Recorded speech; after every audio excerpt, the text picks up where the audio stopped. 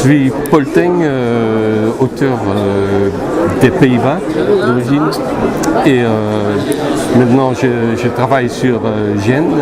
Avant j'ai fait d'autres séries chez Lombard, chez Castamont, un one-shot avec Jean Van Damme, et puis maintenant le médiéval. Pour moi, l'historique c'est plus facile que le contemporain.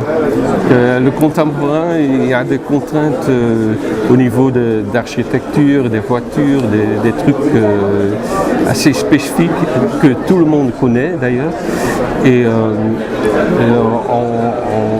en Moyen-Âge, par exemple, les bâtiments, les maisons, c'est moins raide et on peut dessiner un peu librement que pour le contemporain. On me l'a demandé de le faire et j'ai consenti à condition que je pouvais garder mon propre style de dessin parce que je ne voyais pas l'intérêt de copier le style de notre dessinateur, même si c'était Jean Pléas, qui l'a très bien fait. C'est pas motivant de devoir copier le style d'un autre. Donc j'ai demandé de le faire, de pouvoir le faire dans mon propre style. Voilà, on a essayé aussi au niveau du scénario et des textes, des dialogues, de moderniser, disons, un tout petit peu la série. Et c'est exact qu'on a essayé d'apporter un peu plus de dynamisme, un peu plus de modernisme. Pas vraiment, on connaissait mon dessin. Jacques Martin connaissait mon dessin à l'époque. Il m'avait déjà demandé de venir chez les équipes de la collection, mais à l'époque j'avais d'autres choses à faire. Maintenant, le moment était venu et je suis venu chez Castamont pour faire Gênes. Jerry, j'ai jamais rencontré puisqu'il habite en Amérique. Jean-Luc, je le vois de temps en temps et je le connaissais déjà de l'époque où j'étais chez Lombard. On était tous les deux là. Et donc, pour ça, la collaboration, c'était très facile. Et pour le reste, je crois que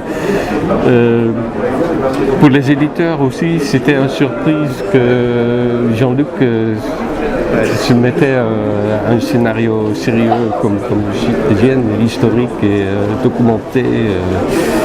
Et ils sont très bien documentés parce qu'ils m'ont fourni un dossier sur l'époque, sur l'histoire des lieux avant de commencer le dessin. Je crois que c'était Jean-Luc qui a proposé le scénario à Jimmy Van den Hout de Castamont et on a avancé de là.